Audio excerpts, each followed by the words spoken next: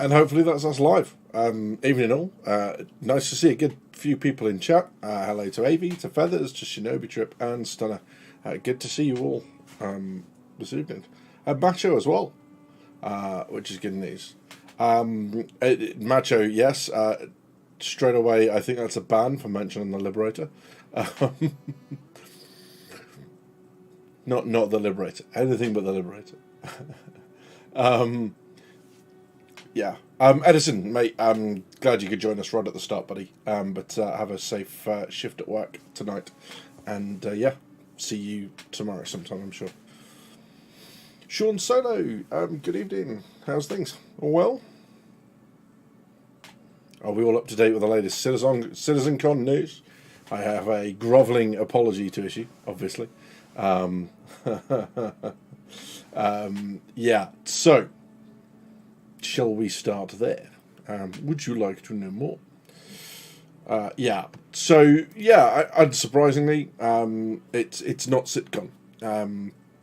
Sorry, it's not Squadron coming at CitCon, unless they're being incredibly sneaky. But they've getting a better reason for the reason that it's 2 days, right? And if you remember back to last week, I said that I tried to find some posts of Chris Roberts, but they all seem to have disappeared or been removed.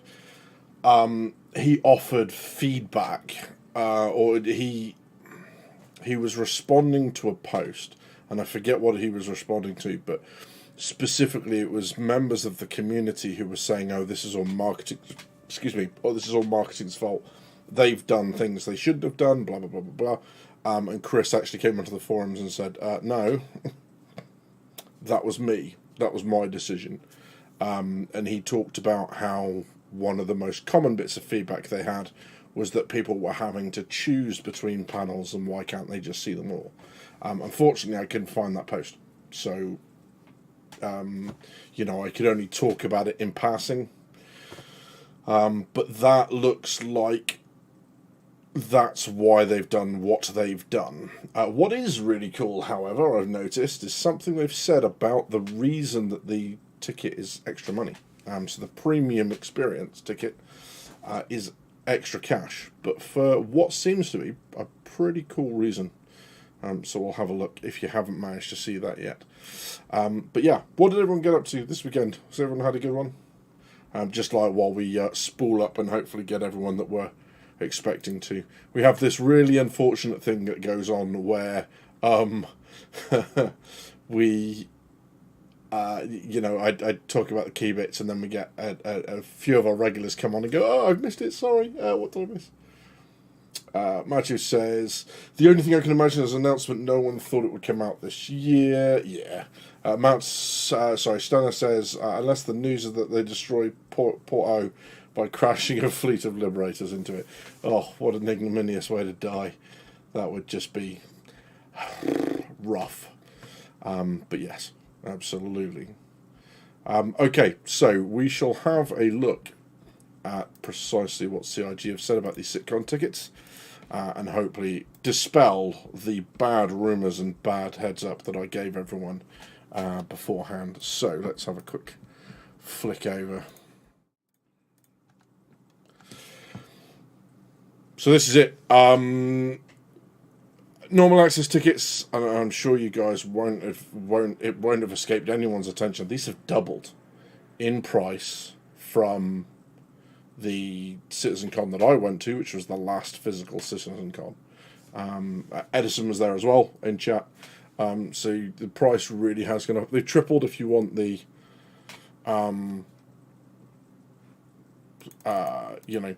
they've tripled if you want the premium one.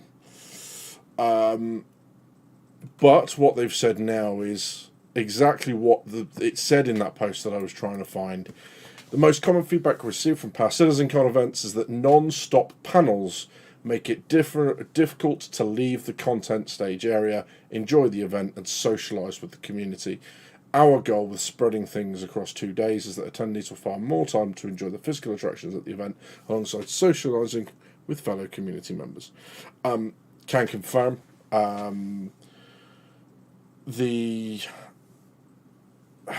So we rocked up. We got there at kind of mid-afternoon the day before on the Friday. We went, checked in, did all that, went and had some food, had a couple of drinks at the pre-party. So they basically said everyone's going to be at this place. We all went through to there, had some drinks, came away again, and then went to the event the next day. And it's very compact. And by the time they'd finished signing signatures, it was 11 o'clock and gone before we'd even got out of the hall. Let alone doing the autographs and stuff in the book that I showed you last week. They were already, it was almost midnight before they'd even got out of the building. And I don't know what it's like in LA, but in the UK, they tend to kick you out late morning of a hotel. So if you stayed and drank and hadn't planned to stay the Sunday as well, you didn't have a lot of time to sleep. And if you're driving great distances, that's not clever. So yeah, unfortunately that.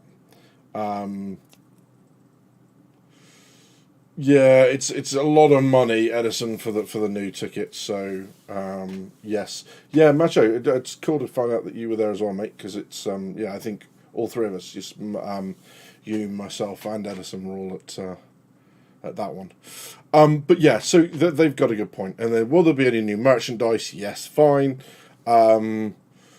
They're going to share more information as they get closer to the event about content, including schedule of panels and insight into physical attractions on the show floor, which is interesting. So that they've obviously got physical attractions as well. So whether this is the ability to play some Theatres of War, or something that they had that at Manchester. They said it was going to be 3 to 6 months. Here we are, 4 years later, no Theatres of War. So the reason the VIP after party is asking, I guess, so much more money is because they're having it at the studio. So you go back to the studio for drinks, snacks, and socialising with the team, which is really cool, I guess. It's a shame that they can't do that with more people, but the studio, I guess, will only hold so many people, and you're going to reach a point where it's impossible to control what people are doing and what they're looking at and what trouble they're getting themselves into. So I see why they've limited it, but that's a bit of a shame. I do hope that maybe in the middle there somewhere they'll do something like they'll do some drinks with the team or do it at the start of the event, because that was the whole reason to go to CitCon. You had that, and it wasn't behind a paywall. We met Disco and everyone at the after party. It's a shame to kind of lock all that away behind closed doors. But yeah, that's it. Can I make it to I can't make it to Los Angeles. Will the event be live streamed? Yes, obviously on Star Citizen's channel. I will ask about September, and I'll start to reach out to other UK content creators, see whether or not they're going, and if they're not, whether or not they think a CitizenCon or a Bar Citizen in Manchester to invite members of the Manchester studio that maybe aren't heading to this, that might want to come over and hang out with us. But we'll see. Because that's relying basically on a venue's goodwill, because I wouldn't want to charge for that at all, but that then relies on a venue's goodwill, and that's not easy to come by. But yeah, so that's the long and short of it. There are not going to be, it doesn't look like at all that it's going to be Squadron 42. That's not the reason for the 2 days, at least. And I'm, on the strength of this, I'm very much back in the we're not going to get Squadron 42 demoed. I think the best we'll get like a 12-month countdown. Or maybe, at the most optimistic is 6, but again, I doubt it. I don't think that's going to be likely. But yeah, what do you think? Does that change anyone's mind? Do we still think we're going to get Squadron 42 news? Have I got it wrong again? What are people's thoughts on that? because it does feel like we are kind of. I mean, well, you guys tell me, right? You're into all the socials and the stuff like I am. I've noticed through things like Facebook and that, and even the fan groups, we're starting to get complaints about everything. You know, whenever they put something up, the complaint is, why didn't they work on this instead? And, you know, programmers aren't a monolith. You know, we've had that with ships, but now we're having that with things like Port Olisar. They've replaced Port Olisar for gameplay loops, and people are going, I don't want that, I want Star Map. Now, we all want Star Map, I get that, but it just feels like there's a bit more kind of discontent at the pace. But what do you guys reckon? Feathers said, we'll probably get lots of pyro. Have I seen the Starfield deep dive? Feathers, I have not, my friend. The other thing that I haven't seen yet, which is kind of exciting, is I have not seen the Star Wars Outlaws trailer, because I thought I'd watch that with you guys as well. So I saw someone else start to react to it on a short, and I went, and clicked off, because I thought that might be quite good fun to talk about here. Yeah. So Edison says, I hope to see some Squadron 42 news. But Ali, I think we're going to get it and next year. Okie dokie. Notice says changing price does not take months. No, it's literally an edit. 30 to 40 or whatever it is that they're going to change. Avi says, I still have hope they will announce it coming out next year or two. Next year or within about 2 years. And yeah, still have a lot of things for me to indicate it's relatively close. Stunner says, Port O rework is important for system resources, so I get that. ... Please, no more pyro. Give us nicks or something. So, yeah.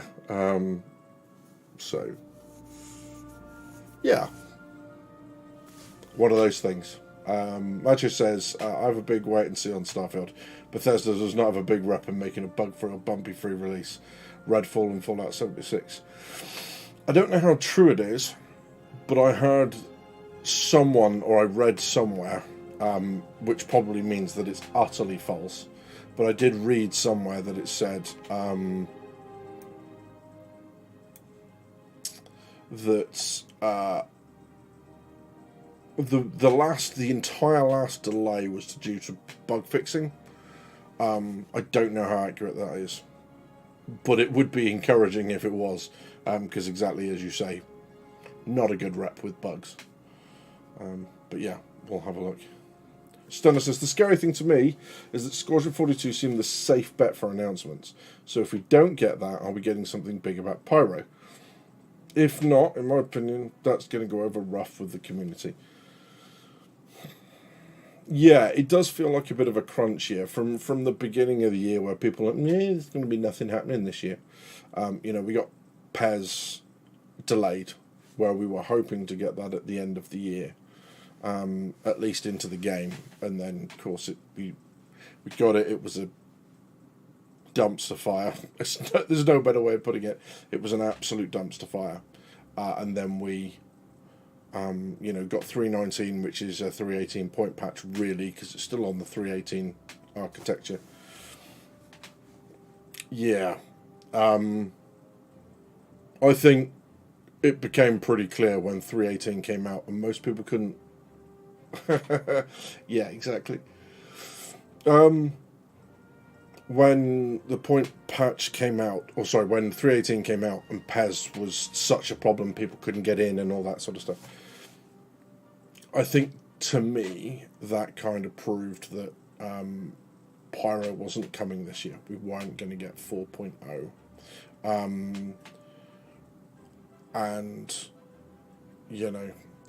Is that what it was, Feathers? The director said that there was extra time was spent fixing bugs and tuning gameplay. Well, that's encouraging. Great.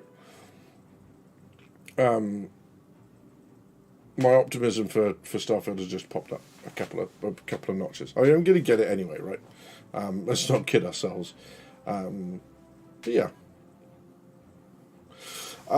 So, they said last year at the end of one of the ISCs, Disco with 4.0 next year. And then obviously we got the letter from Chris that said 4.0 next year. I just think PES has probably been so problematic that that's not happened. That's not going to happen. Or they'll talk about it, but it won't be in our hands until 24. And this will be server meshing. And what I think is going to happen is we are going to get, in effect, basic server meshing, which will be like what World of Warcraft has or had a while back, which is you're in Stanton, you're on one server, you go through the jump gate, which is in effect a loading screen, although it's not because you're still flying, and then you'll jump over to the Pyro server, and that'll be it. And that's static server meshing, right? There's no dynamic lifting of loads. It's still going to have all the same problems that if everyone's spread out all around Pyro, object container streaming and server-side container streaming. None of that stuff is going to help because it's still streaming everything in all at once. I think that's where we're going to end up first. And then they will start to bring gradually, I guess, pass different services off dynamically, so they'll peel them off one at a time, and hopefully start with something non-invasive or non-critical and just go, okay, can we give this to another server? Can we detect when the load's high and hand that off and have that done flawlessly? And then, okay, can we do that with some semi-critical services? When that happens, I would expect the testing periods to go up, so the gap between, PTU and live to start increasing, just because they're going to need to stress test the living bejesus out of it. Because otherwise, you can imagine that live, can't you, at 2 o'clock on a Sunday morning, it fails because it wasn't tested extensively, and it just takes the servers with it, and all the servers fall over, and all of a sudden at 2 o'clock in the morning on a Sunday, you've got to get people out to reset the servers and all sorts of fun and games. So I don't think that's going to happen for a while yet. But yeah, the other thing that I've toyed with, and I'd be interested to see what you guys think of this, is the other thing that I think they could do, should they so desire, is to give us Pyro as its own server. So at the moment when you log in as Stanton System, which is your landing zone. Maybe they give us the ability to log into Pyro-only servers. So if the server meshing isn't there yet, you can go and basically have an account on the Stanton servers, and then you can have an account on the Pyro servers, right? Because they know they need to drop the number of Stanton servers when it first starts, because everyone en masse is going to go to Pyro, because it's the only thing to do at that point. It's like, woo! Yeah, yes, yeah. Not the Perseus so much, because the Perseus is too damn pretty. But yeah, some abomination like the Liberator. Why not? Lol. Okay, so changing the not stream sponsor for today. I'm just going to turn that off because that's kind of bleaching me out of it. And I've worked so hard on this wonderful kind of tan, gamer's tan. It was like, oh god, I've gone outside and I've burnt. But I went to a military show in Capel over the weekend, which on Saturday, which was chef's kiss. They'd dug up, they'd put all these emplacements in a set of woods. So there was a first airborne, well, all World War II, but first airborne set of emplacements, and then there was a set of British emplacements, and then there was a set of Russian and a set of German emplacements. It was really, really cool. With all the working guns, there were two 40mm Bofors, their anti-tank guns, self-propelled guns. Military turned up, brought some stuff. We had Chinooks and Lynxes and Gazelles, and they brought a bunch of their combat bridging vehicles. There was old stuff like Chieftains and Centurions and Scimitars, FV432s or whatever they're called. Yeah, it was kind of cool. So yeah, that was the weekend. Hence the, but yeah. So I think that's a possibility that they give us just pyro servers to go and play on. Maybe that's a thing. I don't know. CIG have said they're not going to do that, because I think they kind of, I have to agree with what Stunner says. If we don't have something fairly substantial fairly soon, I think there is going to be a bit of a kickoff. Griffin Gaming, hello mate. Glad you could join us. Welcome. We're just talking about CitizenCon and kind of expectations. So last week we talked about it possibly being Squadron 42. Wound back on that given the FAQ for CitizenCon that came out this week, and we're talking about what else we could think it would. We think it might be, but yeah, I think that's, if CIG have ruled it out, then CIG have ruled it out. But I think at least giving people access to Pyro would make sense, because we know that the minute that the servers are starting to struggle, we had. What are the people that Xenothreat? Why was that so hard? Hey Notorious, thanks for joining.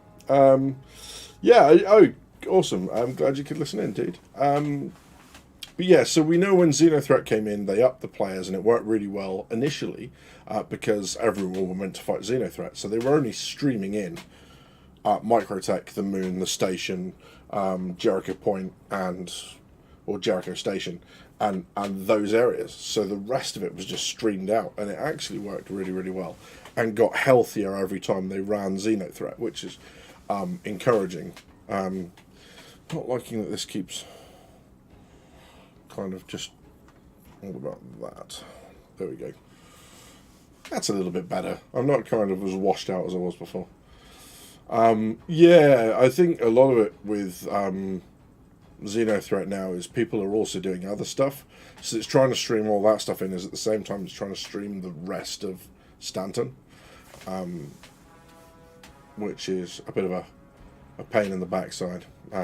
That's probably why they turned around and said they wanted to do, I think, was it Seeds of Origin, and they had to pull that because that was very, very intensive as well. Not sure.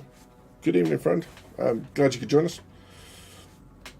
So yeah, I think that's it. The one thing that did surprise me about CitizenCon is there are still tickets. Like, literally, there are still tickets up on the store. And I was not expecting that at all. So you can go across now and still pick one up, which I wasn't expecting. What's quite funny is that my work has turned around and said that to assist everyone with the cost of living crisis, that they are going to provide consolidated payments to everyone, which could, in theory, fund a trip to CitizenCon, but in practice, I have bigger fish to fry with that money, because it may be that I need to move soon. If I don't need to move, I absolutely need to get a chair that doesn't do that. Chair recommendations, please. I'm thinking Secret Labs, but I could be persuaded. But yeah, to do something like that, because obviously I'm going to spend an awful lot of time in this chair, so something that's a little bit more sympathetic to the backside than a wooden chair with a cushion on top would be a good call. Yeah. But yeah, that's terrifying, and obviously I'm not going to do it, but holy hell, you can still buy. I remember trying to buy for Manchester, the first 4 times, couldn't even get to the checkout because they'd gone that quickly. The F5 race, and then it slowed down slightly. Stunner, yeah, absolutely. I think there's a bunch of things there. I also think that it's slightly out of people's way normally. So the fact that it's different tends to rile a lot of gamers up because change is bad. But yeah, so, you know, I think wherever they're going, and I haven't read, I'm sure it's in here, but that I'm sure they've got a lot more space than what we have now. But yeah. Yeah, so Stunner, 100%. It's going to be because wherever they are, it's going to be big, big, big, big, big, big, big. Yeah, and we really struggle in the UK for really, really big venues. The big indoor ones that are stable enough to have this.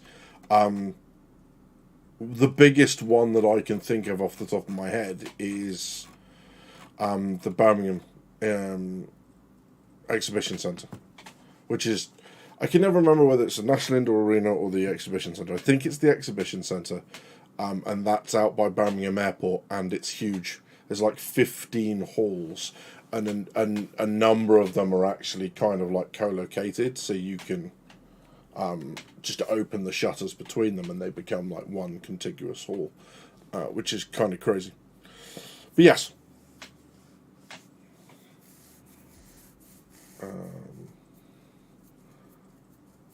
And a seat makes a good chair. Review said it is more comfortable. I've had mine 2 years and no wear showing. Awesome. I shall have a look.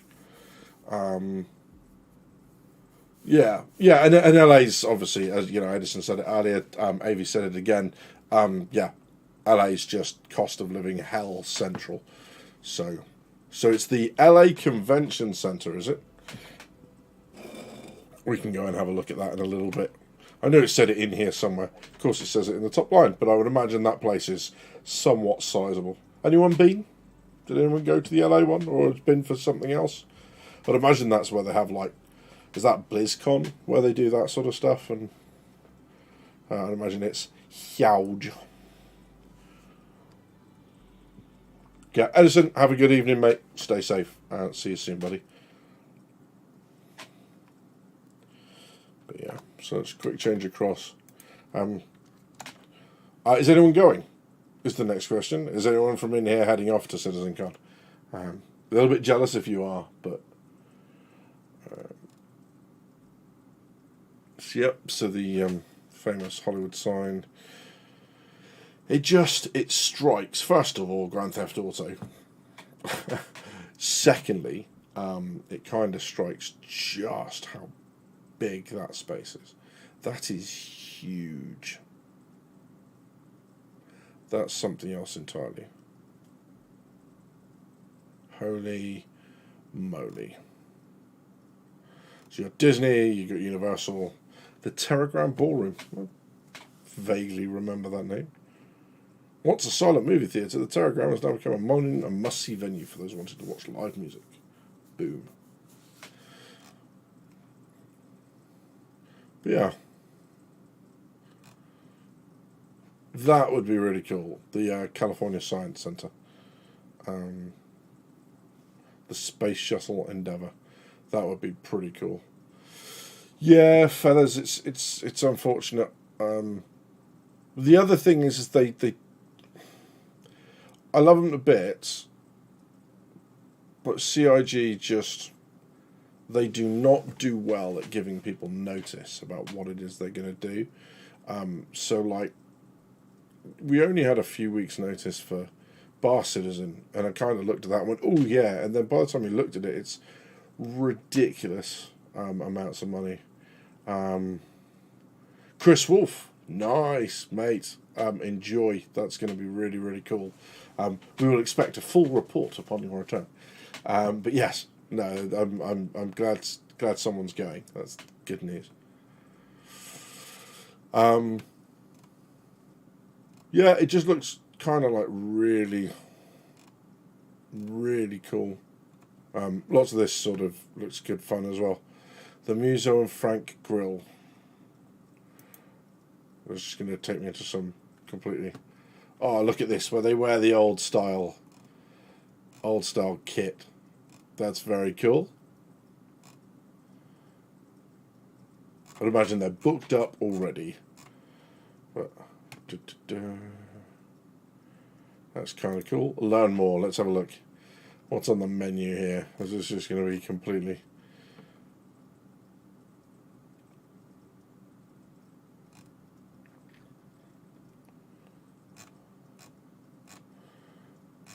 Very cool.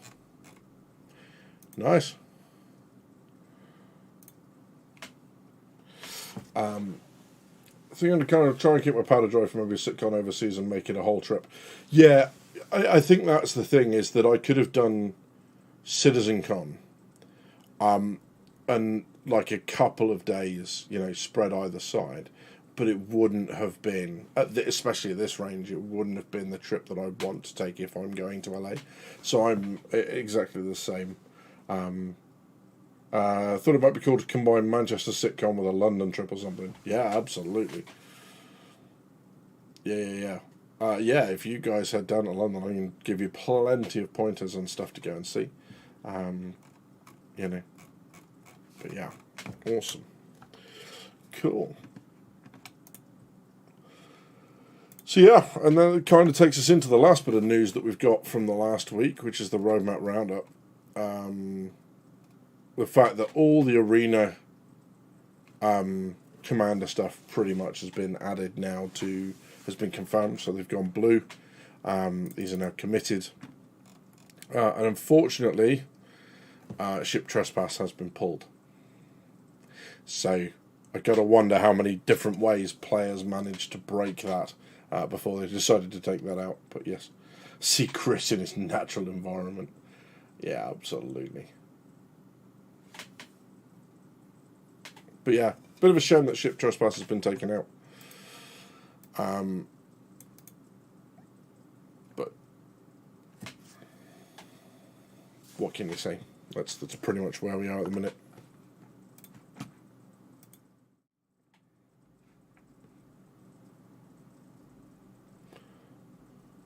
Personally, I don't know much about this AC stuff. Yeah, it's interesting, isn't it? Because you've got... AC is obviously core to them testing stuff. But you're entirely justified in going, yeah, but I don't care. I think we just kind of need to accept that, if they're saying that there's value in it, sometimes it's going to take precedence over everything else. It's just a real shame to be doing it right now when we've got so few other things going on, because we're still struggling to integrate PES. I think the one thing I do take from this is, hopefully, and I am saying only hopefully, that for the game side, 320 is going to be far more stable for just the PU stuff, because they've had, they're normally late, right? So they say, it's going to be Q1, but it's normally like a month into Q2 that you get the first patch. And then it's a month and a half, 2 months that past Q2 that you get the second patch. Well, we got Q2 patch like a month and a bit into the month. So they should have only just released it. Or we should all be sat here going, where's my Q2 patch? Meh, meh, meh. Right? What's going to happen now is that they've got all this time to make 320 stable. So hopefully, what we get is a lot better, because none of this stuff is going into the PU. So obviously all this work is making PES work. It's the clean-up scripts. It's the stopping the hangars from being full of junk when you get there, or that one bit of the interior of the ship that causes you to explode when you land. all that annoying stuff that everyone's been encountering. Hopefully, no promises. I'm not mad. Please note that I am not liable for anything that happens past this point. But that's the hope. Yeah. T-Jack asks, what's your thoughts on ship trespass?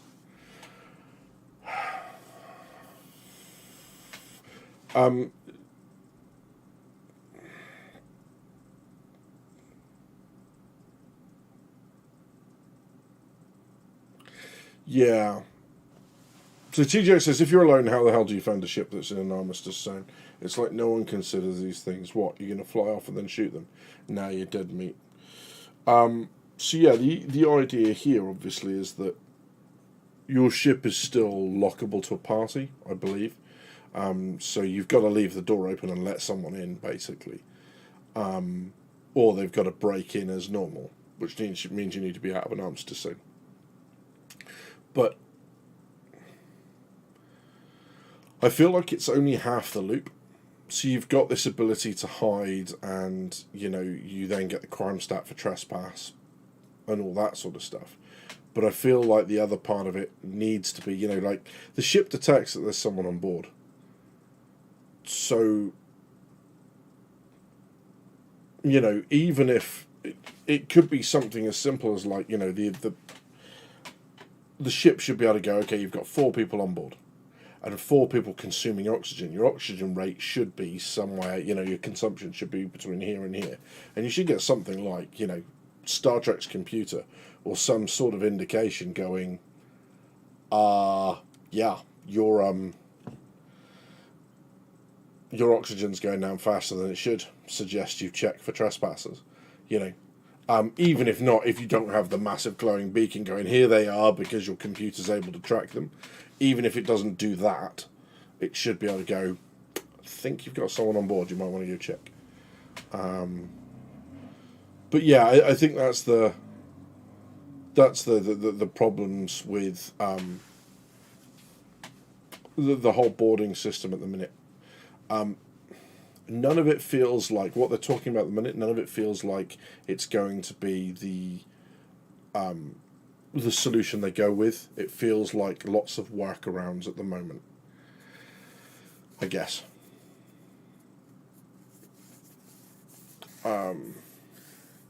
Yeah, I think the best thing for the solo players is you just get a bit neurotic about when you open the door to your. Like I'm neurotic when I open my Pisces up, so I go to the elevator and I spin around in the elevator, make sure there's no one in there. If anyone gets in, I just get out and leave them to it. I get there, I check behind me, I make sure no one follows me out of the elevator. I run backwards a little bit to make sure they're not peeking around the corner to see what's going on. I open the door, I jump in, I body block the exit, I close the door, I stay there until the door's shut. All that sort of stuff, I think kind of is the way we need to be about our ships whilst we're doing all that, especially for the landing bays that have multiple lifts, and someone might watch where you go. Or I don't think they can from the ASOP terminals, but people try to look over your shoulder and see what's going on, and I don't think the hangar shows up for spectators, but if it does, obviously that's a big problem as well. Yeah.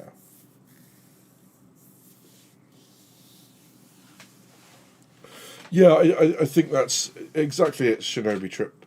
Shinobi says they need a way to counter trespassers before they implement what they wanted to.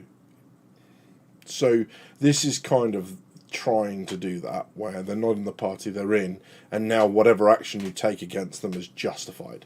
So, because I've had people sneak onto my ship, and I've done a non-lethal takedown on them. I've set the boost on, or set the speed going, jumped out of the seat, but they go to pull their weapon, I'm already non-lethaling them to the ground. Instant crime stat. A dude's pulling a gun, what do you want me to do? So this would justify that action because he'd already have the crime stat for being on board. What's really interesting is watching the knock-on. Do I now get a crime stat because I'm harbouring a fugitive? How does that work? How does it know the difference? You know, if I have someone with the crime stat for trespass, does that mean no one? So let's say someone trespasses. So the game goes, okay, you've got crime stat that includes trespass. So the pilot who doesn't have a crime stat is not going to get crime stat for having you in their vehicle, right? Because that makes sense. Why should I get a crime stat?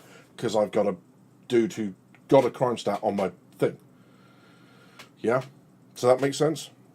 But then how does it keep track of that? So does that only apply to me? Or does that mean now his criminal buddy can come pick him up, fly him around the universe, and not get a crime stat because the system's going, he's got crime stat for trespass, so don't give any pilot that he's in with. It's like, how do they track that? That doesn't sound as simple as it might be. And I know that was long and ranty and probably not very clear, but that's it. Like, I shouldn't get crime stat for harbouring a fugitive because someone snuck on my ship and got crime stat for trespass. But if you do that, it's like, how do you keep track of that? Because now he gets in a friend's ship and the system's going, no one gets crime stat because he trespassed, and now I get to fly my criminal buddy around as much as I want, and I'm fine. And they don't attack me because it's my ship. And then no one can attack him because they'd be attacking a lawful player. Do you see what I mean? So this is what I mean by saying none of this feels like it's going to be the I'll tell you what I'm struggling with, right? I'm trying not to say the words solution and final the other way round for obvious reasons. And it just keeps popping up in my head, and now I can't think of any other words that go with those. But yeah, I don't think it's the solution they're gonna settle on. These feel like placeholder solutions that they're going to have to come up with a much cleverer system for, because there are just so many nuances of, you know, okay, so you've got someone with crime stat, and they go, look, I've got crime stat, but can you come and heal me? And I won't attack you. I've got no guns. You know, I'll drop all my guns. You'll see I've got no guns on me by flying up to me and looking through the window. Can I come in and get healed and then boot me out again, and then I'll wait for my buddies to turn up? So you go, yes. Well, the trespass wasn't against you. So if you're suddenly scanned at that point, are you now in trouble? How do you tell the legal system that you're helping someone? Because if someone's in the, let's say it's sea, someone's in the water and they're drowning, you pick them up, that's an act of mercy regardless of what they've done. You won't get done for it, right? So it could be a jewel thief, right? You get one of the great bank robbery, you know, the great train robbery dudes is drowning in the water. You go pick them up, and you know, and then the authorities come and you go, well, I picked him up out of the water because he's drowning. Like, you're absolved of all responsibility because what you did was save the dude's life. So how's the game going to replicate that? How does the game recognise your intent with the legal system? Because intent is everything, right? In the UK, you cannot be prosecuted if you try to help someone and you genuinely try to help them, but let's say you're jumping up and down on the chest doing CPR, right? And their bone cracks and pierces a rib, and that contributes to their death. You cannot be prosecuted. You were trying to help. You were doing the Good Samaritan thing, and the fact that it went wrong is not your fault. You were doing your best to help. Because otherwise, what happens in a bad situation? Everyone just sits down and goes, I'm not helping him, I'll get sued. So how does that translate to the game? How do you get Good Samaritan laws in the game? Because, you know, part of not having kill on sight all of the time will be to enable players to interact with unlawful players and it not make the situation for both players worse. Otherwise, you just kill them. So, yeah, it's an interesting one. Sorry, I'm just going to go and catch up with some messages because I've been talking for a long time and haven't been talking about what you guys have been saying. Solo player in a big ship, you already take more risk. Agreed. And it's 2950 something, says T-Jack. How many sci-fis have we had? Intruder alert. Them taking that away is absurd. Yeah.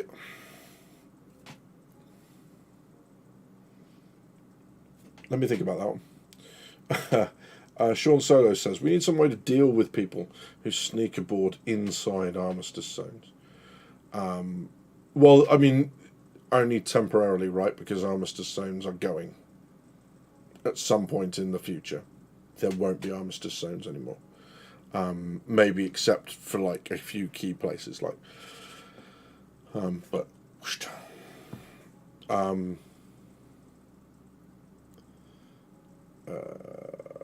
Then what else we got here?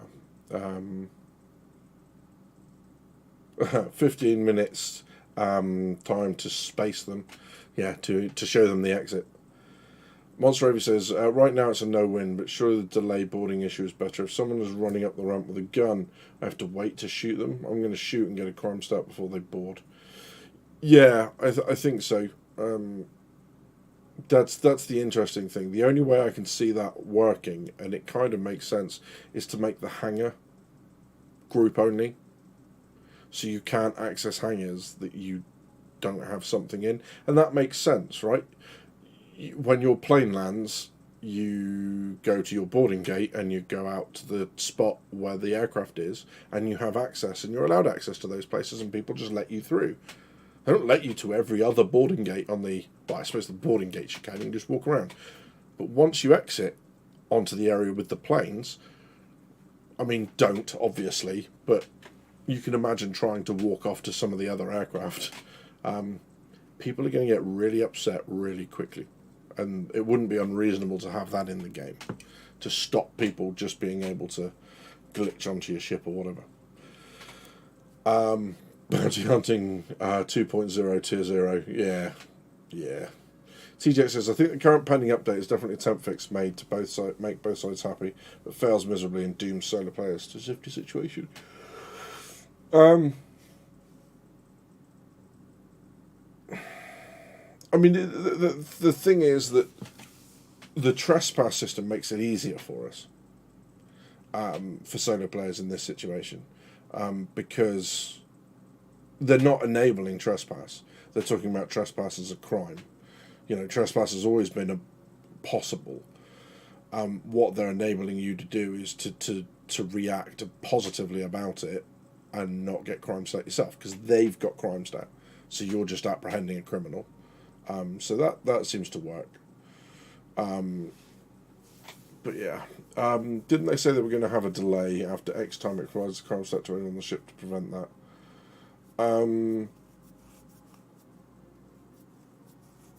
No, so... No, yes. So where the delay comes in is if you're in a party and you're kicked out. So let's say I say, come on my hammerhead with my 8 buddies, or 7 buddies. You jump on as the 9th crew member. And then we instantly uninvite you. You're not going to get a crime stat unless you leave the ship and re-enter. So basically, you've got to get off the ship. And that's that, right? So once you're off the ship, it's all gravy. You won't instantly be given that crime stat because it's not your fault you've been uninvited to the... Well, maybe it is your fault that you've been uninvited to the party, but you get my meaning, right? So I think that's where... Is that the delay you're talking about, Amy? Yeah. Throw them out of the airlock. Boop! We need lockable interior doors on ships. agreed. That would help protect you in the cockpit, unless they go with a stupid way of just shooting the door a couple of times to open it, or hacking the panel, pulling the, cutting torch, pulling the panel off, and physically rewiring it, and there it goes. And then you get things like blast doors. So I don't know if you know, inside the Hammerhead, they've actually got blast doors. They don't operate, but they're proper big orange, with all the pins that insert to seal the ship off from areas of damage. That should just done, and that would need access to an engineering console maybe to open that. But yes. That's the issue in the USA. Fear or lawsuit stops a lot of help. Yeah, no such good Samaritan protection. Yeah, it's a real shame. You've got a real culture of kind of libel and I forget what, I can't remember the name I'm looking for, but yes, you've got a very litigious society over there, unfortunately, and everyone sues everyone for everything. The best analog for reality would be if someone enters your ship unauthorized in the safe zone, you call, etc., and let them know there's a criminal to remove. System kicks them back to terminals. Yeah, because that's the next thing, is like, how are you going to alert security forces? How do you call security forces? What can you call them for? There's a lot of work to be done there. I mean, they have security guards in the hangars, just engage boarders the minute they touch the ramp. Yeah. The other thing here is non-lethals. Is you've got the non-lethal takedown, and you've got the basically knocking someone out with guns, knocking them over and then putting them on the 90-minute time to revive. But that's still effectively homicide as far as the game's concerned. Where's my taser? Where's my sleep dart? Where's my, frying pan to knock them out? Give frying pan CIG. How we eliminate kill on sight is the reputation system. If done correctly, choosing to be a criminal and running up a criminal reputation should have game-changing consequences. Yeah, do you know what? That's a really good point, and that's a whole load of chat, for which I will need a drink. So today is not sponsor of my stream, because they're not sponsoring my stream, but it's not Brewdog, in a big shock, is Stouffer Press Cider. Stouffer Press. If you fancy sponsoring a lowly 2,000 sub channel, drinkers with gaming problems, clues in the drinking. But yes, beautiful. Cheers.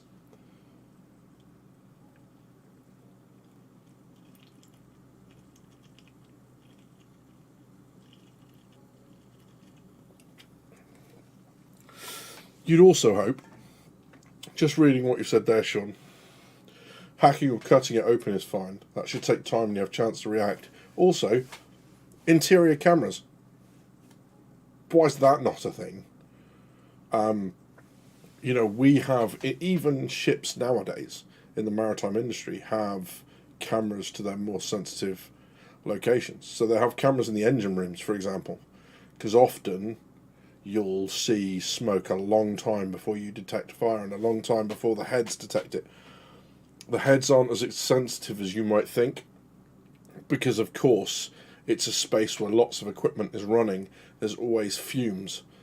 You've got oil in the spaces. You've got to, even things like you've got to put grease on to protect it from corrosion, right? Because you're always in salt air. You've got to do all these sorts of things. There's just particulate in the air all the time. So smoke detector heads on ships in the engine spaces are not as sensitive as you might think. So you can end up waiting a couple of minutes before that happens. And I won't go and have a look yet just now.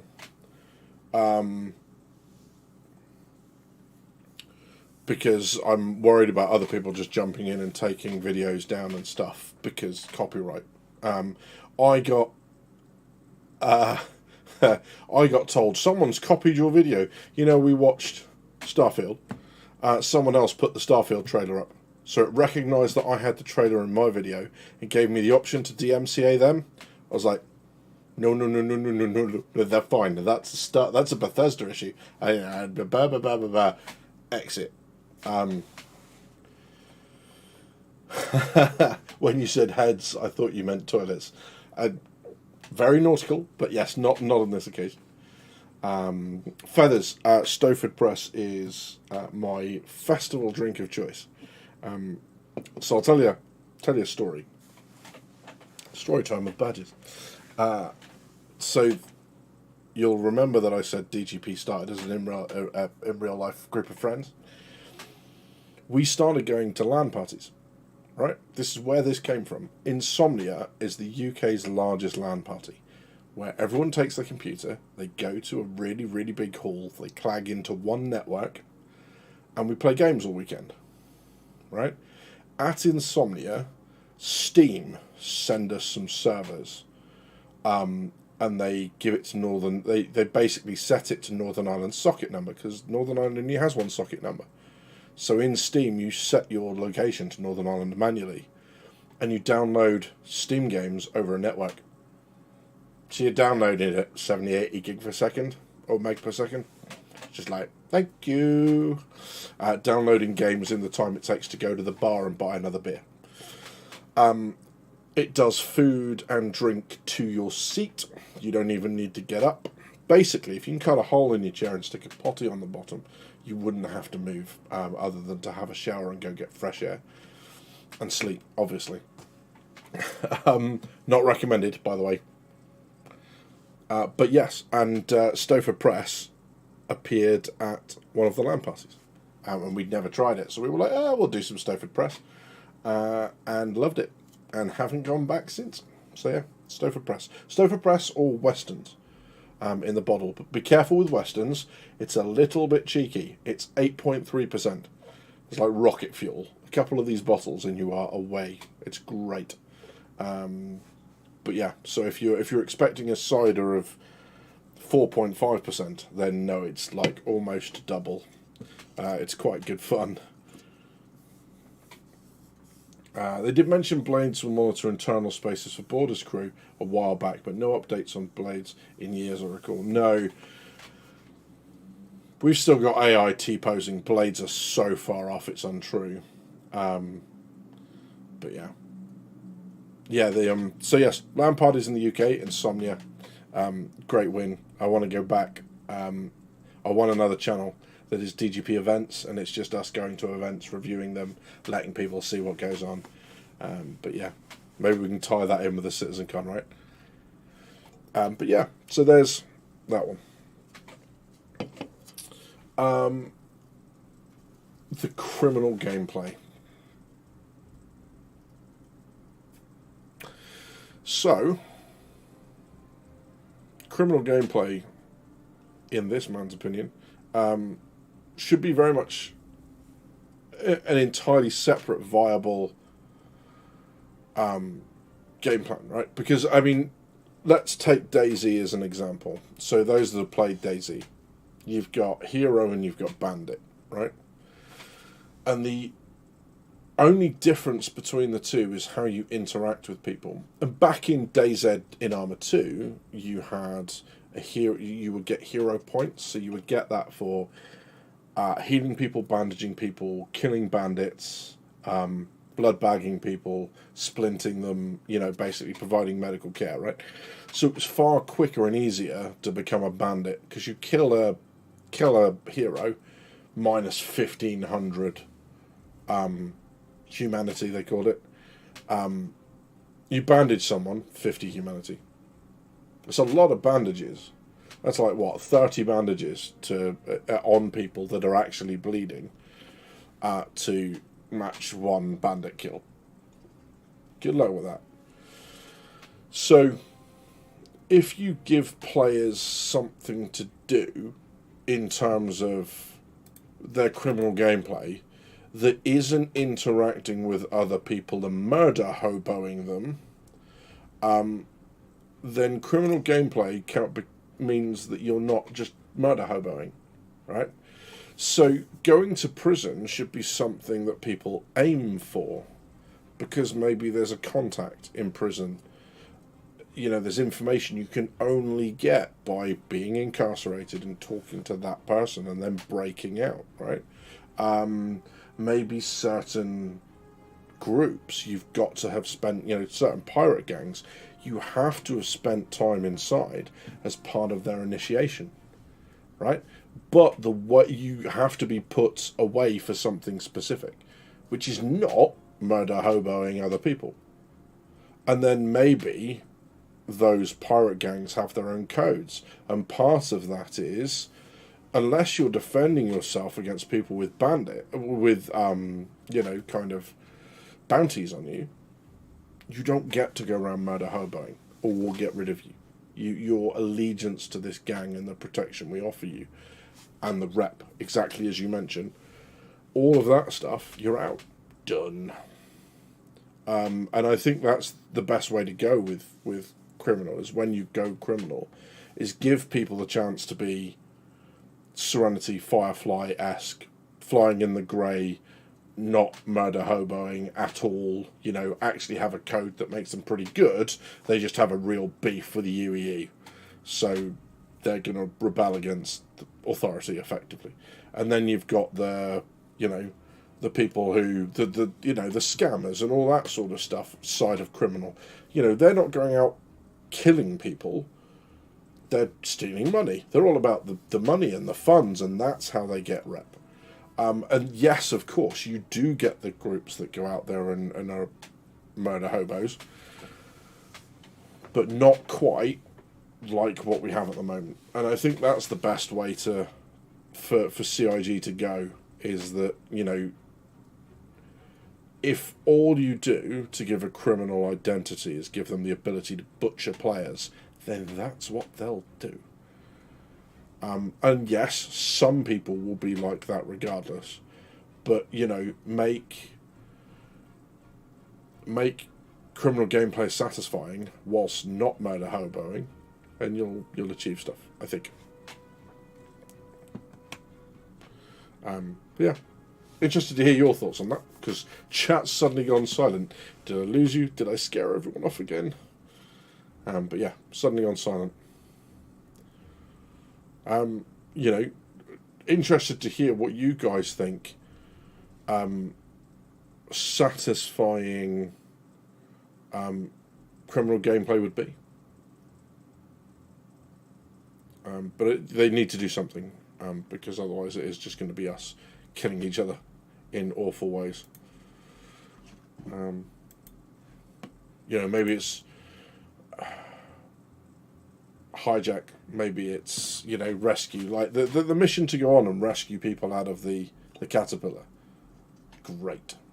You know, and then you have systems, and obviously you can't do it now because we only have one system, but have systems where some of them have a faster response time, they have more overlapping comms arrays, you know, your ability to send out a distress call, because that should be something we can do manually, right?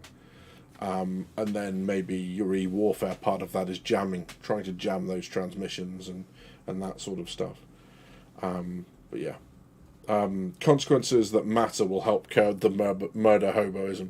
Yeah. Yeah. That's my thoughts, to be honest.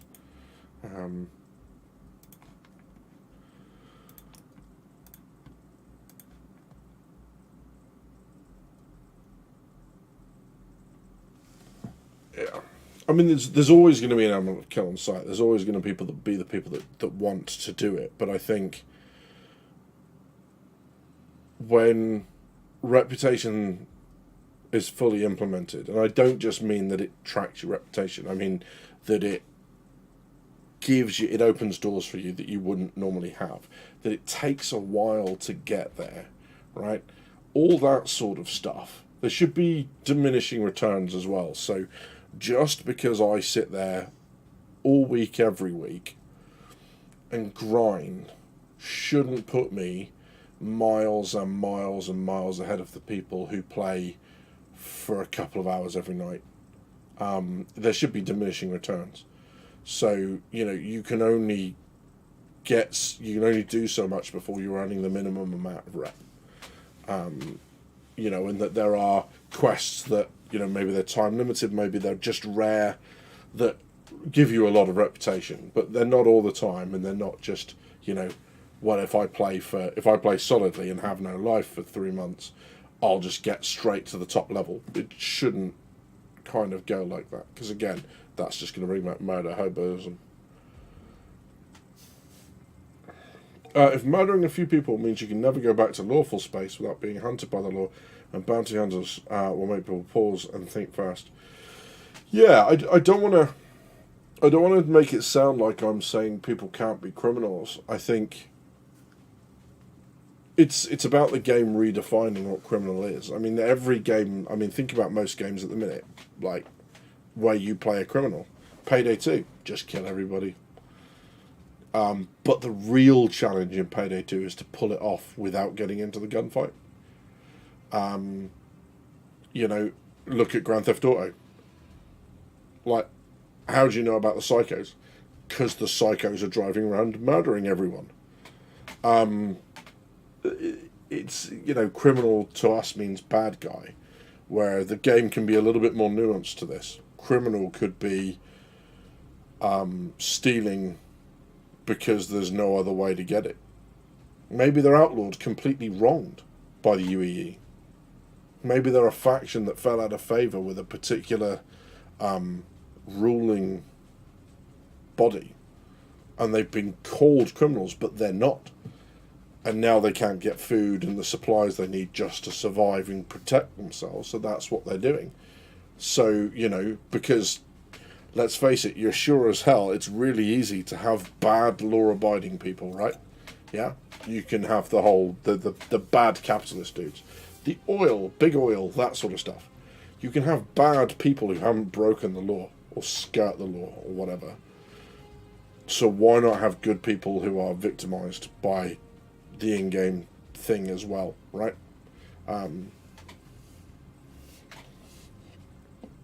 Yeah. Feather says, if all factions have a code, then griefers should end up with bad reputation with all factions and a rough time. Yeah, I think I like that idea, Feathers. I really do like that idea.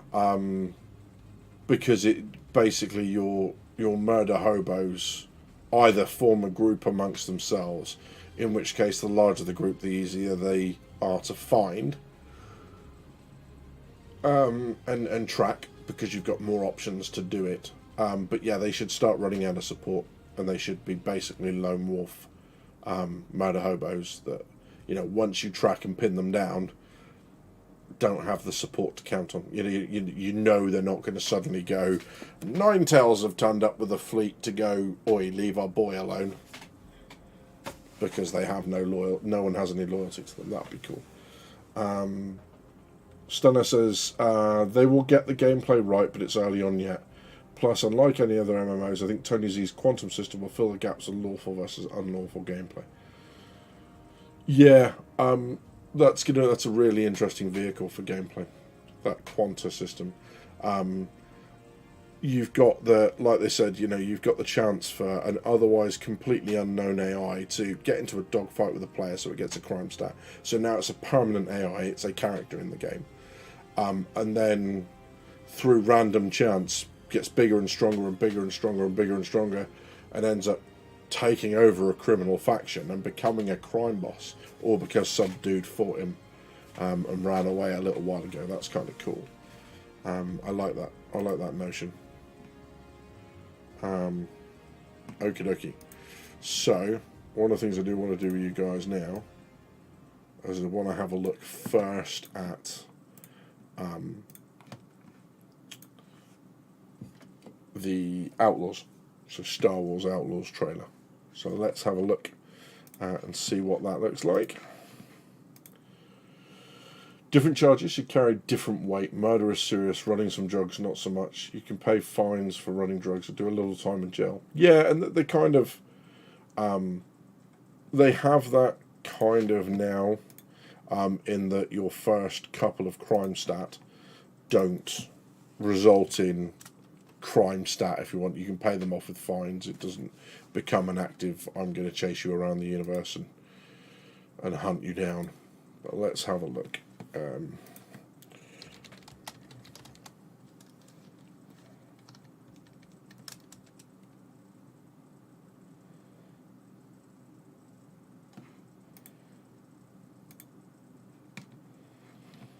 Okay.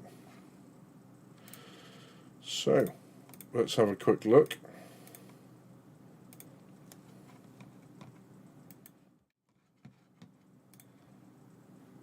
And see what we can see. These are dangerous times. At least that's what I hear. The Empire?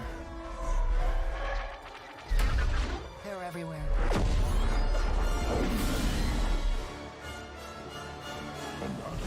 But the world here belongs to the syndicates.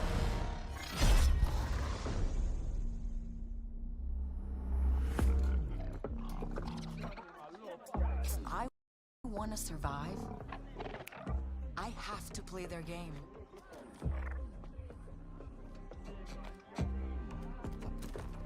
Looks like I'm all in. She's in here somewhere. On second thought, I'm out.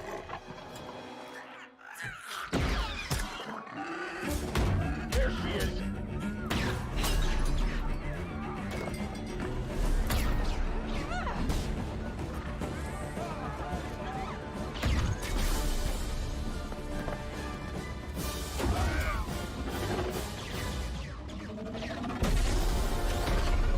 I've been held back my whole life. And now, I just need a chance to finally be free. Wherever that takes me. I'm here to offer you a way out, okay? Get off my ship, Jalen. Give me a chance. You're gonna have to trust me. It'll be dangerous, risky. But if you pull this off, you'll never look over your shoulder again.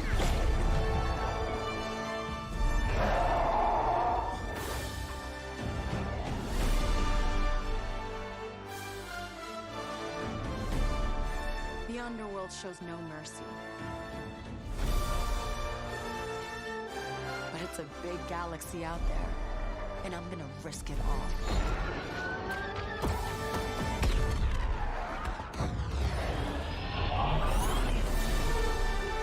Star Wars Outlaws, coming 2024.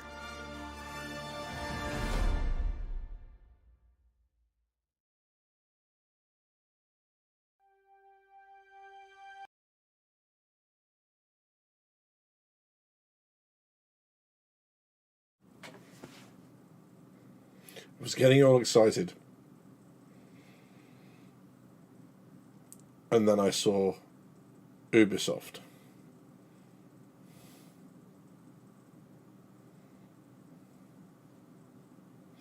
Okay, moving on. Yeah.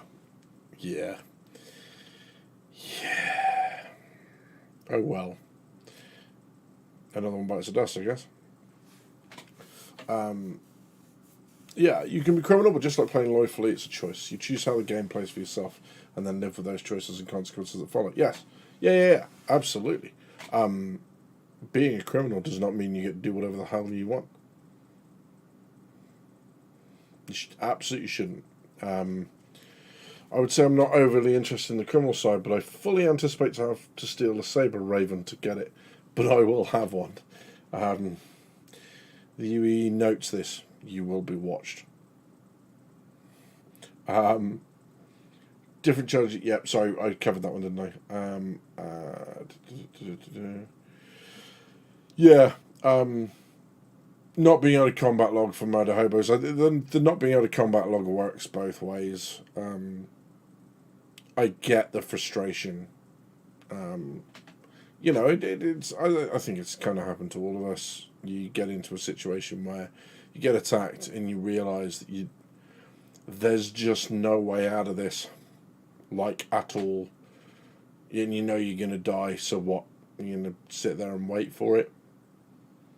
You know, I get it. I think that's a bit of a thing. Yeah, outlaw doesn't mean criminal. Playing as a criminal should be choosing to play the game on hard mode. Yeah, I think it's like anything, right? You've got your low-level criminals who are maybe dealing in, like, what about alien artifacts? So maybe they're alien, you know, there's some sort of alien fauna that acts as a drug, you know, like some alien version of mad mushrooms. Like, why should you be kill on sight for lawful players if all you're doing is shipping mad mushrooms around the galaxy? What about trading illegal artifacts? You know, I'm sure there are creatures out there that are becoming extinct that people are going to go, this creature has this amazing property that heals this or does that, and we're going to do the illegal trade. It's like an intergalactic ivory trade, right? Now, there's probably a little bit more of an argument to be had that said that those people should be shot on sight. But you get my point, right? In a galaxy of untold billions of species, what's one more?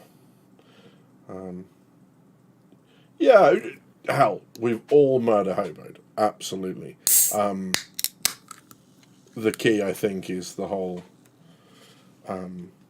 not allowing it to just run out of control. You know, because the other thing that brings to mind is that, you know, people will have murder hobo accounts where it doesn't matter what rep you've got. You just want to go out and trash people and just troll. You know, versus your account where you've got all this carefully crafted rep, excuse me, and all that sort of stuff. So yeah, it'll be a bit of an interesting one.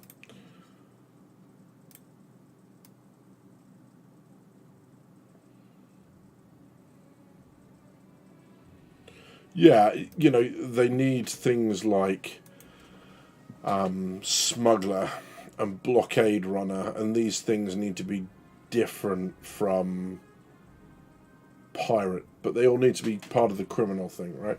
So we've got lawfully, you've got cargo runner, merchant, you've got data runner, you've got, you know, PMC, you've got all that sort of stuff. Criminals should have a very similar array, you know, and it kind of will do, right? With hacking, kind of indicates that that's not going to be, so that the hacking side of data is potentially going to be criminal. At least part of it will be.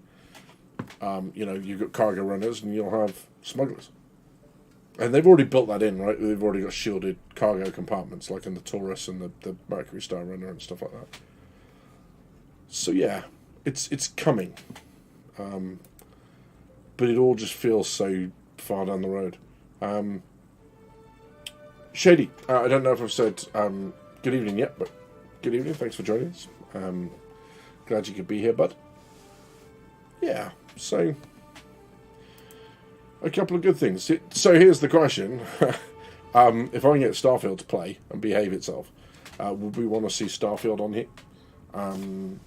Because I know some people have said they've wanted to see a few other games, like is it Nebulous Fleet Battles or whatever it is, and a few other things that we can have a go. Would be good fun. I prefer a handsome, roguish scoundrel. Those your chosen pronouns. Handsome, roguish scoundrel. Stunner, do you know what? I think we can stretch to that, mate.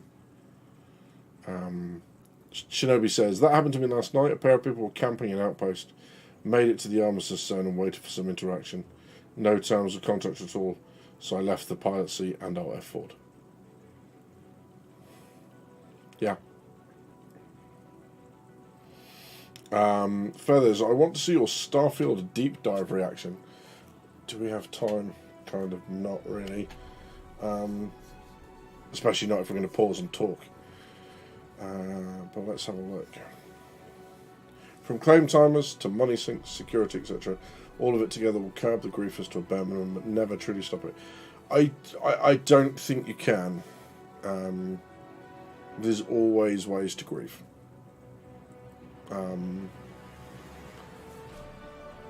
Which is kind of why I like... Sorry, that music's a little bit loud. Why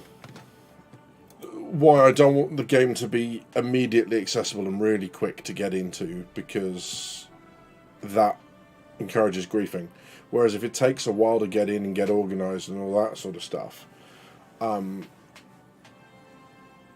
it will probably deter a lot of that, because they're just games where you can get a faster reaction out of people easier, and you can go back there quicker, and you instant respawn rather than respawning at a med bed in a, you know, in a hospital somewhere, and then having to fly there and find them again. And yeah, far easier to grief in, you know, Fortnite, I guess. Fortnite, Call of Duty, Modern Warfare, all that sort of stuff. Go grief in that. Yeah, pains in the asses. Play Starfield on the channel would be cool. Starfield deep dive reaction. I shall have a look, Feathers. Maybe we do that next Sunday, depending on what the kind of Star Citizen news is like. But I just wanted to get on record, hence the title, that understood this isn't going to be a Squadron 42 thing. This CitizenCon, or it's looking less likely now. So I'll wind back from what I said. I thought that was quite important.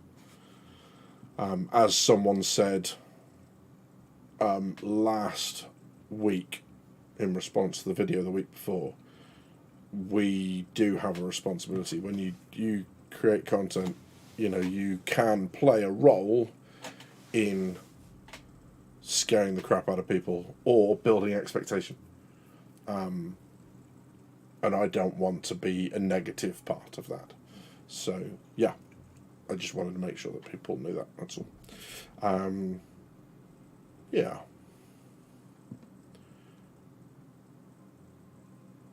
We'll definitely give Starfield a go, and I'll have a look at a couple of the space games as well.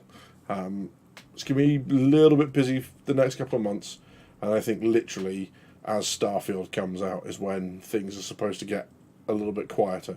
So I'm hoping to get some videos out in the next couple of months and go back to long form content or longer form content as well. I'm going to have a play around with some shorts, but my shorts will be literally whatever seems to be going at the time. So the shorts will be hopefully a tool in growing the channel and getting people across to the videos and these community chats and stuff. Whilst we're talking about that, if you have a look in the description, I've made sure it's there this time. The community Discord is now up and running. It's not as organised as I would like it to be. That's going to happen Sunday, hopefully before the next live stream. I'll spend some time reorganising it so there's places for us to talk, because Star Citizen is not the only purpose of this Discord, and there are people who have called this their home for quite a while, and I want to make sure that those people obviously are protected and don't lose their space. But you are longer form drinking, absolutely. Although, always space yourself out. So that is actually a green Coke. It's a Diet Coke and lime, Sublime Lime it's called. But I've got work tomorrow, so I need to be a little bit careful. Plus, met up with a mate of mine called Matt this weekend, who was best man when I got married, and we had a lot of beer over the weekend to catch up and, you know, put the world to rights and all that sort of stuff. So I'm just kind of trying to detox and stop the shakes and all that sort of stuff. But it's been a very good weekend. Lots of fun. Noting that Hell Let Loose has vastly improved my knowledge of World War II weapons, going around going, oh, that's one of those, and that's one of those, and that's one of those. Because most of, well, in fact, all of Hell Let Loose's factions were there. The Russians, the Germans, the Americans, and the Brits. So that's cool. But yeah. So, what do you think then? Let's put this out to you guys, because I want to kind of hear from you about CitizenCon. Ships. What do we think? Are we going to get a ship? Is it going to wait till IE? And if so, well, either way. Big ships, small ships, what do we think we're going to get? I'd be really interested to know what people think. Because apparently there's been a rumour going round from Bar Citizen Hong Kong that someone said something about large ships, and the answer was, wait until CitizenCon, you won't be disappointed. Now, before you clip that and take it away and look what Badger says, right?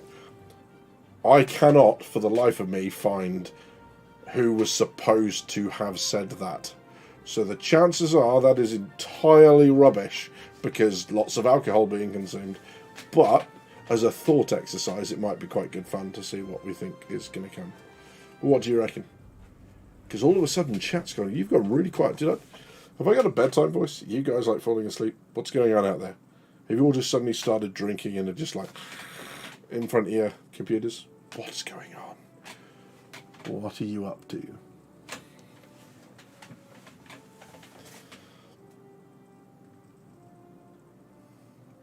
I think that comment also specifically referenced the Pioneer. I have heard that as well. They had a few mistranslations, corrections, evidently from what was said on Spectrum. I think the Galaxy is a possibility of Pyro launches fourth quarter or early next year. Interesting. The first of the modular ships, which will actually be really easy to do, because all they do is they create 3 ships: medical, cargo, and refining. And then when you go, can you change to this module, please? It just goes, yeah, sure, and swaps the ships around as part 1. And then just like with cargo, where we start to load, later on you see the switching of the modules and all that sort of stuff. It'd be easy to do in the medium term, right? In the short to medium term. And to that, I think at CitCon you'll be happy. Could be related to the Argo MCV. Interesting. That post is already confirmed to be fake. Interesting. I thought it might have been. Okay. No worries. Yeah, I didn't for a second think. I mean, the Pioneer's going to be so far off because they don't bring in stuff without the gameplay to support it now, is the theory. And there's no gameplay to support the Pioneer. Personally hoping for a new concept, says Avi, but tough to say. Could be the large RSI miner, or maybe a reconcept idea on the Pioneer. Tough to say, as we've had few rumours with no result. MCV, Cillian, etc. Yeah, and as Shinobi said, it could be the long vaunted Anvil capital / subcap. I think with a lot of things, as with a lot of things, they're kind of realising the reality of putting all this stuff in, and maybe they've gone, yeah, just put pause on capital ships for a second whilst we figure this out, because we don't want to commit ourselves to things that just aren't technically possible or technically incredibly resource intensive or system intensive. So yeah, likely. But yeah. Very uplifting music in the background as well.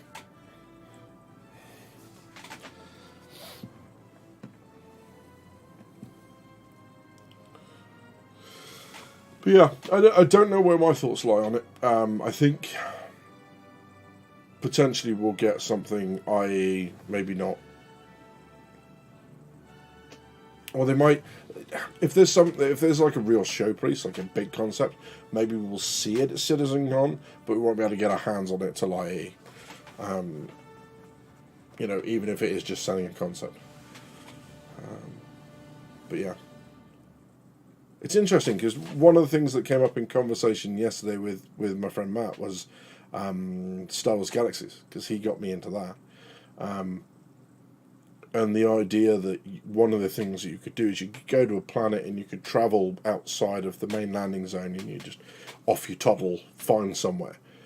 And then you would just, kind of prospect for minerals if that's what you were after.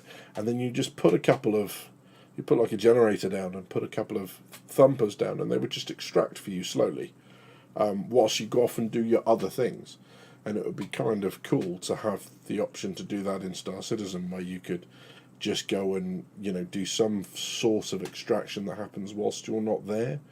So you go around and pull these things down and then come back to it, and you can just kind of maybe deconstruct them, remove them, you know, moisture farms on a desert planet or whatever. That stuff would be quite cool. Feathers, high hopes for the Montreal ship team. Yeah, it'll be interesting to see what they start turning out, and because what are they working on at the minute, Feathers? I forget. I suppose we can go and have a look, can't we? Figure out what they're on.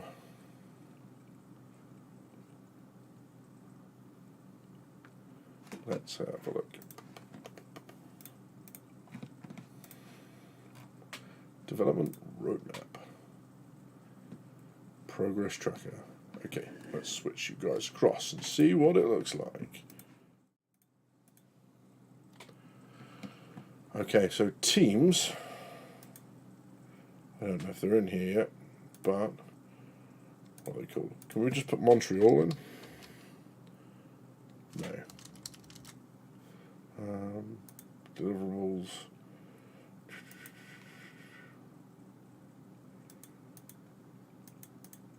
Yeah, it doesn't allow us to search by team, does it? Unless I'm doing it wrong. Someone let me know if I'm doing it wrong. Okay. So it's by these bits. Okay, gotcha.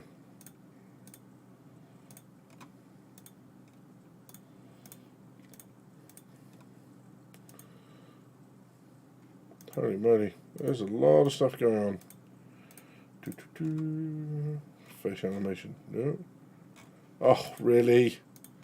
Why?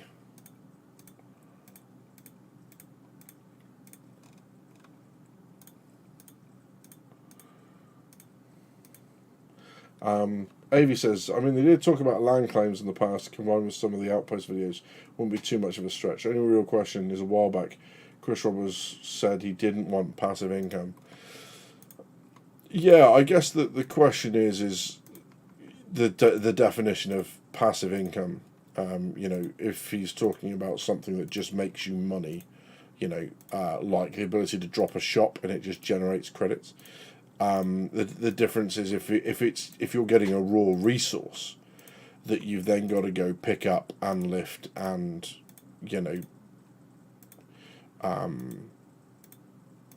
go and refine, sell, all of that sort of stuff. Yeah, there we go. Very cool. Team Montreal. I'm just going to close the rest of them so we can have a look. What are they working on? Oh, unannounced.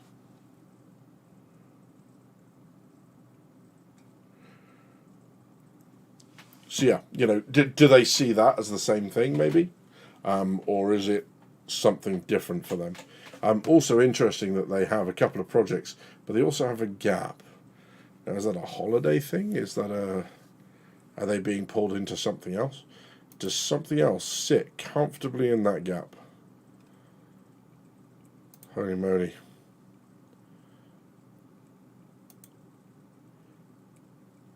Wow.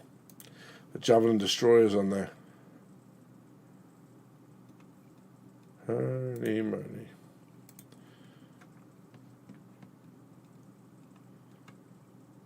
Docking, ship to station. There's nothing really standing out. I don't know if you miscellaneous support. Existing features, small tasks that don't necessitate full entry. Okay, fine. Resource management. That's going to be such a big change. And salvage. We're still on salvage. I know. It's what did come out, but that's it. October is Canada Thanksgiving. Is that what it is? Got you. So they've got a couple of weeks over for that. Randy, welcome, dude. Yeah, and thanks for the heads up. That's useful to know. So that explains that then. So it's not a gap that we should be looking for. But that's cool. Anything else? No, what's the chem line? Wow. So they're working on the Odin system. Camline is an abandoned extraction facility built by Camline Solutions, located on Gainey in the Odin system. Odin system confirmed. We really love the for an upsized Perseus. Something Polaris or Idris size with a focus on big guns, direct combat, possibly a combo with E-War. Yeah, I mean, you said the magic word, right, which is Perseus. But yeah, it's interesting because there are... We'll go and have a look at that in a second.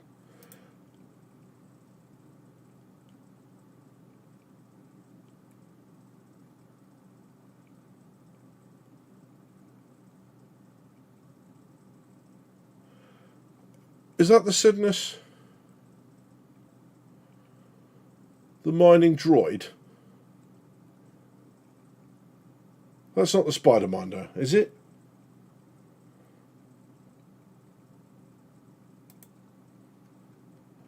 But that would be really cool if it is. But mining droid, that's kind of cool. Connie Taurus, what are you doing? What are you doing to my Taurus? Okay, balance pass, fine. Squadron 42, vehicle support. Good call. Bunch, so we've got 3 unannounced vehicles there, one of which is for both Squadron 42 and Star Citizen. Vandal Fleet, implementing, polishing and optimizing all features regarding the various ships of the Vandal fleet gold standard. Nice. So interestingly, the Tonk is going to be in Squadron 42. Interesting.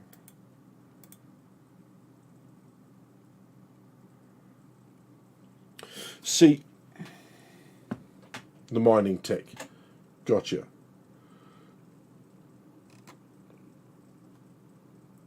Yeah, because it's Squadron 42 only. Yeah, absolutely.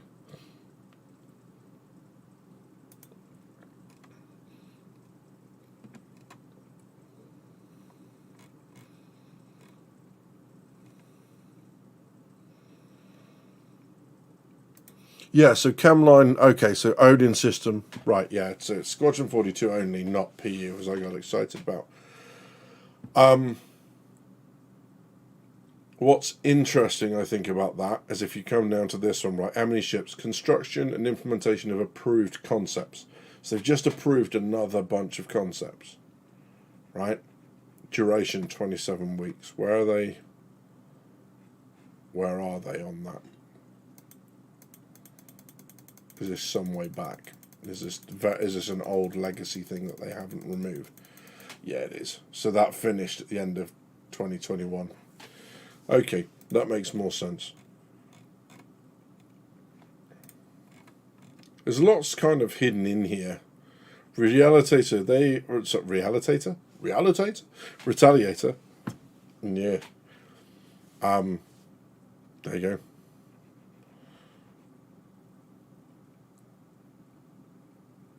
Being able to room swap. So it is still getting modular.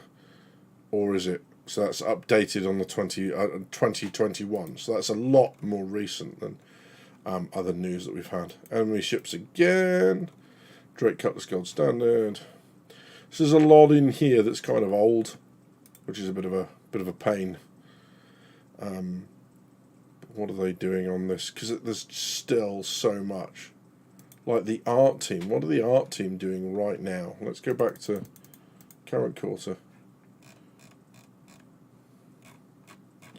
What are the art team up to?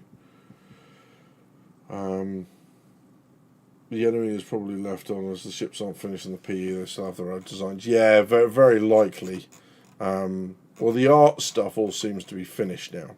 So they seem to be out of that. Character art all seems to be finished. A lot of that seems to be done, doesn't it? Yeah, interesting. Hospitals, are they still say 0? See, this is all old stuff again. This really is becoming like the roadmap. Sorry, the ship matrix, or the matrix of lies, as we like to call it, because it's so out of date. It's not good. There's lots in there that is out-of-date information, notably false, been contradicted, all that sort of stuff, which is no good thing. Arena Commander experimental game modes are the only Arena Commander thing yet to be added, and still the Hull C, and still the vehicle handling improvements. Nice. The Real Griffiths, hello, how's things? Glad you could join us. Thanks for popping by. But yeah, so yeah, unfortunate. But I do think, the problem is one kind of stop and look at that gives you the impression it's like, wait, they're still building stuff at the end. Shouldn't that be done by now? Yeah, that's like 3-year-old information. Well, that's not helpful. It's like keep if you're going to do the roadmap, keep it up to date, or have a toggle where we can go historical mode so we can look back to the beginning, but let us see what it is now and what people are working on versus what's there before, because otherwise you just kind of you're artificially making it look like it's busy when it's not, or it's not as busy as it reflected, and then B, it doesn't give an accurate representation of what teams are doing right now, and that's not good. Grufus, so when we talked last week about CitCon, I mentioned that because they've gone to 2 days, and the fact that for CitizenCon, and the fact that Squadron 42 was now lacking in the store, and hasn't been replaced yet, and has been missing for over a month, that at the beginning of the year I said there's no way we're getting anything about Squadron 42. I went, maybe they're planning to do a day on PU and a day on Squadron 42. This week they released an FAQ to say that the reason they've gone to 2 days is because the most common complaint about the last one was that you had to choose. They had, for each lecture slot, for each presentation slot, you had a choice and you had to choose. You couldn't see 2 at the same time. So if you had 2 on at the same time that you really wanted to see, you then had to wait to go home to watch the live stream back. So yeah, it doesn't look like it's going to be that much. It's going to be that way anymore. So still hoping we get something on Squadron 42, but I don't think it's likely. So yeah, and it's really important that we just kind of manage expectations and people don't go, oh, yeah, but Badger said. No. But yeah, so that's about it at the minute. Yeah, we've had a look at Star Wars Outlaws, which looks very, very good. I need that pet. Unfortunately, it's being made by Ubisoft, so all of my excitement went out the window and I just refused to talk about it.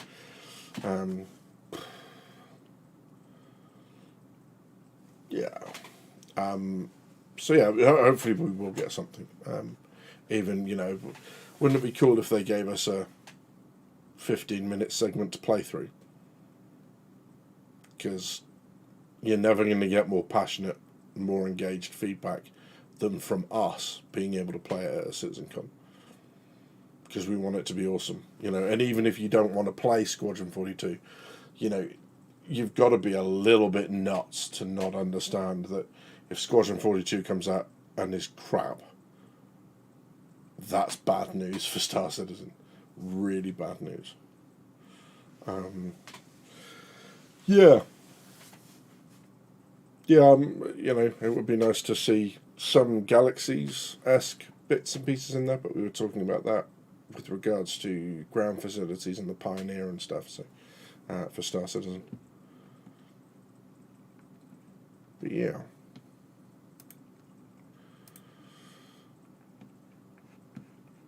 Yeah, so 320, again, it's still looking pretty light. And I don't think that's necessarily a bad thing. I think they need every day that they can get their hands on to sort PES. And if they manage to do that, because it's not just about the number of days that you have. It's the number of days you have in succession. Because if I say, right, you've got 2 weeks to do this, but you can only have a day every week, then that doesn't work, right? Because, you know, it's not necessarily great. You can't really get it, immerse yourself in the problem and solve it if you've only got a day every week for the next 20 weeks to do it, whereas having 20 days back to back can really help you get into it and solve the problem. And I think that's the key. And, you know, that's their best hope, to get us something like 4.0 pyro and static server meshing as they planned by the end of the year. But we'll see. Apparently, Xeno threat is active. You're kidding. Let's go and have a look. Let's go and figure out what's going on out there.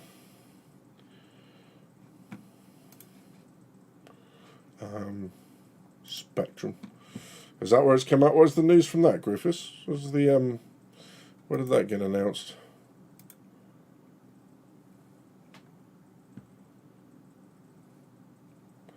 Yeah, I guess we could just have a look, right? Should be in the launcher if nowhere else. That Twitch or Twitter or something. You just logged in. Oh wow.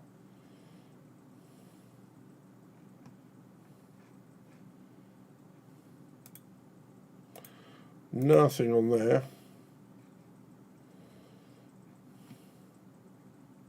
Turn it off. Xeno threat with no prior announcement. Yeah. There you go.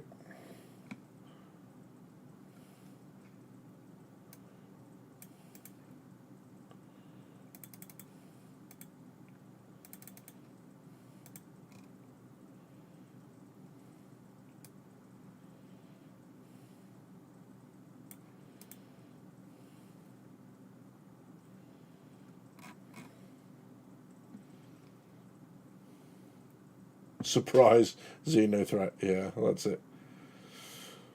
It was on no notice. Yeah, you know, they need to stress the servers. With PES, they really do need to figure this out and really stress test it, because there's no point in getting to 320 and going, ta-da, we fixed it, without stressing it. It doesn't make it any easier on us. But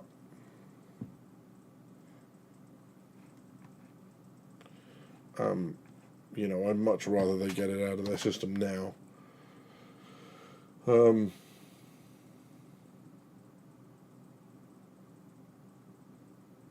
Was neat until I died and spent about 5 minutes waiting for my ASOP to respond. Yeah, that's no good. That's not ideal at all. Yeah, unfortunate. Yeah, not great. Not great. But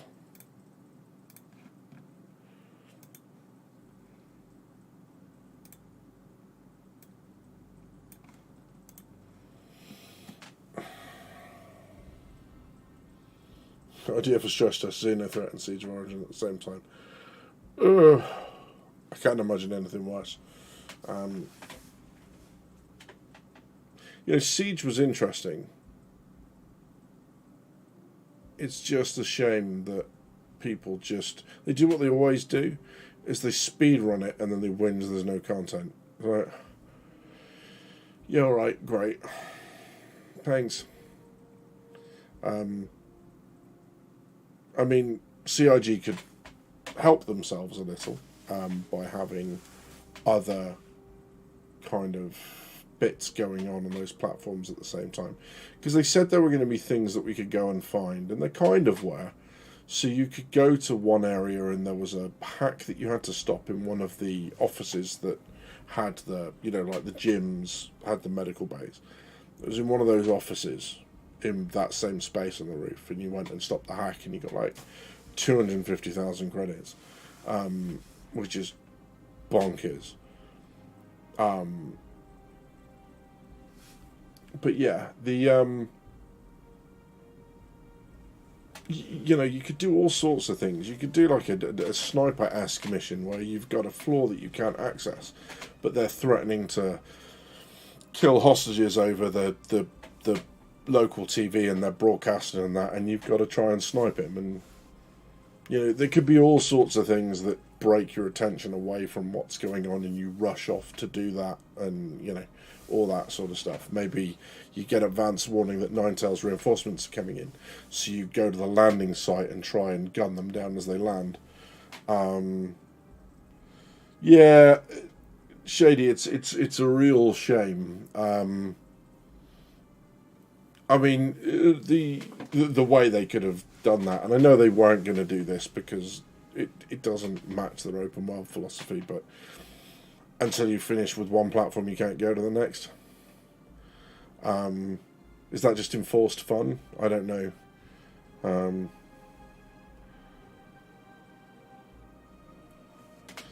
You could see Lockdown and Siege stacking well if they lock down by Crusader, clear the station lockdown, and then go down to Siege. Yeah, and that's kind of where they're headed, right? That's the intent. Is that these elements later on can be mashed together from their library of bad guys, and so they just make it work to whatever pirate faction's in that area or whatever faction they're trying to represent. Is that a phone problem maybe? But yeah, so that's the intent, is that they'll get there and you'll be able to stack these dynamic events and you know, have those sorts of elements to it, which is kind of cool. As long as they come up with a much wider catalogue of missions, because I do feel at the minute the missions aren't compelling. There's certainly lessons to be taken from like the Witcher's mission design, anything like that, you know, and I'm sure you guys have examples of really good mission design as well, but that sort of go here, do this, and I get it, we're just reading text off a screen, and hopefully that's not going to be all that it is. That will go and talk to people and have those normal interactions and that sort of stuff. But yeah. Lathe. Obviously, you should be woodworking, AV, is what your phone's trying to tell you at this point.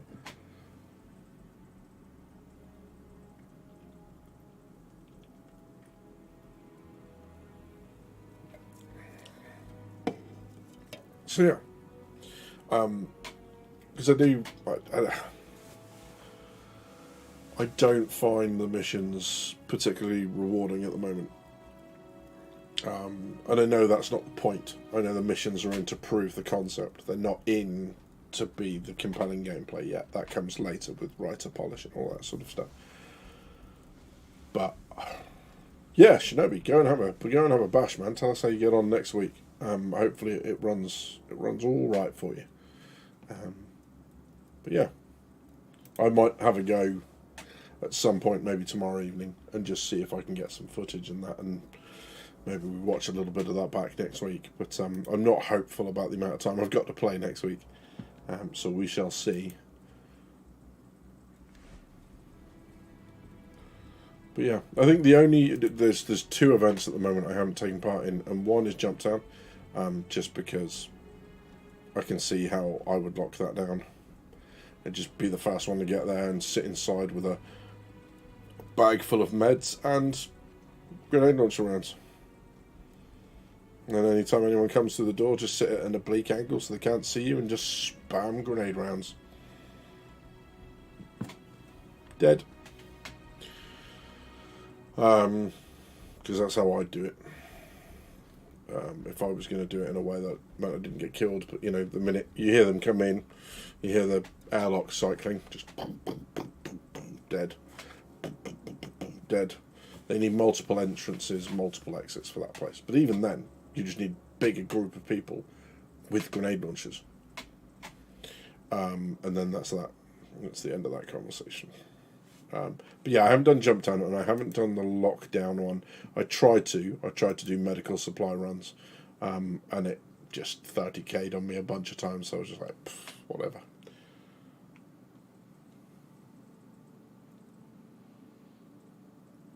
But yeah.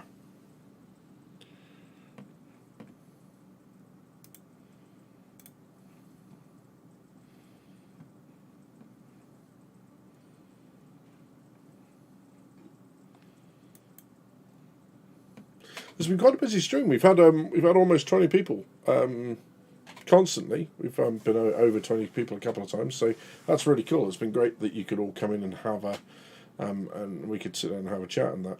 But the issue with Jumptown right now is the invisible players. I hear nothing good about it. Like, yeah, stay away from Korea, stay away from Jumptown. You know, well outside the game's tactics. When you've got players who don't appear, who can run around and shoot you. Nah, I'm alright, thanks.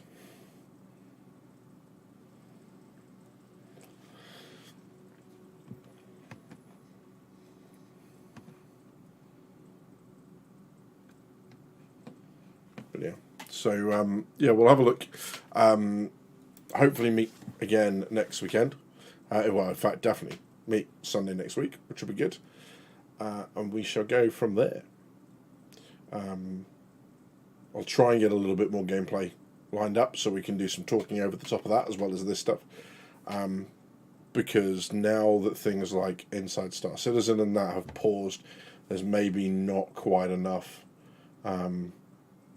stuff to fill out an entire 2-hour segment without me frantically scrambling for topics or telling you about my awesome weekend at the military show.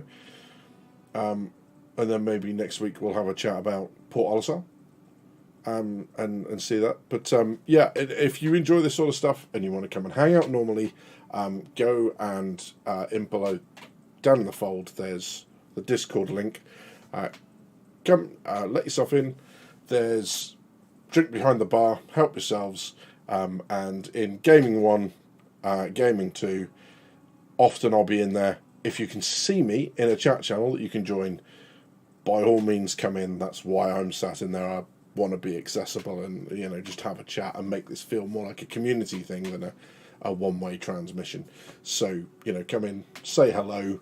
If there's a discussion going on, by all means, just come in and lurk. That's fine too. You know, but feel free to join and you know, just be mindful of what's going on at the time. And, don't come in and introduce yourself too violently to everyone because you might get timed out just for a bit. All right, and absolutely, positively, no Liberator talk, because it's crap. But yeah, guys, it's been a pleasure again to come and have a chat with you all.